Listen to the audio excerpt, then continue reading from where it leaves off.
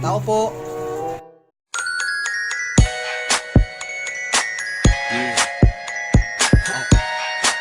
QC.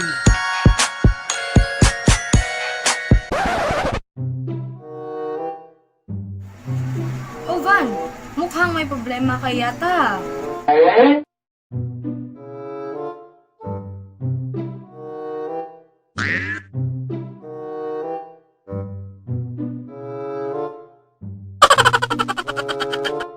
Ano? Bibili ka ba o hindi? Ha? Hotdog!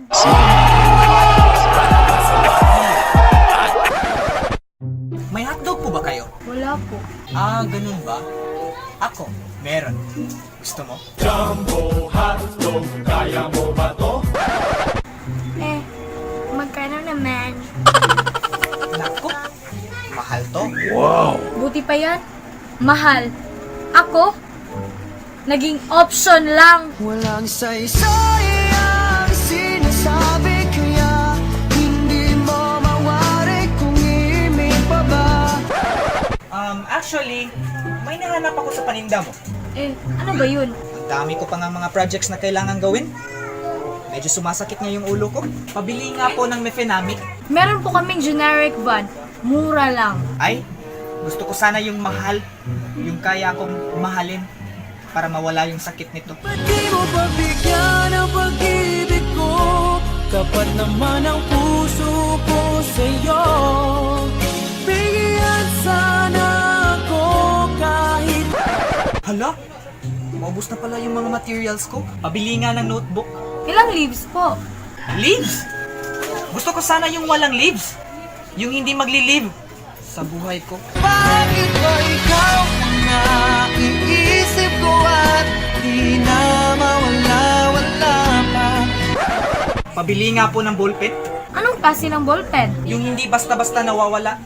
Yung tatagal at yung hindi maagaw sa iba. Sa bawat saglit hanggang masaktan kahit. Pabili nga rin po ng lapis. Mongol 1 or Mongol 2? Siyempre, yung number 1. Bakit? Sino ba naman gusto maging number 2? Ikaw pa rin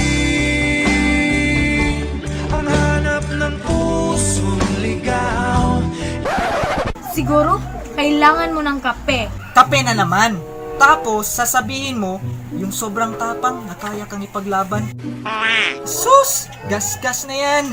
Hindi nga. Kailangan mo nga ng maraming kape. Damihan mo.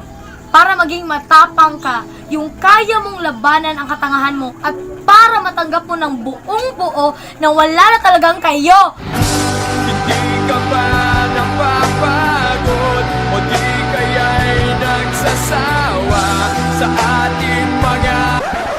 A few moments later. Ay! Pabili po ulit. Pabalik-balik ka ata. Opo, kagaya ng feelings ko para sa kanya. Pabalik-balik. Akala ko ikaw ay akin, totoo sa aking paningin. Hay nako, Van. Ang tanga-tanga mo. How many times did I tell you? Bumili ka na ng pambura.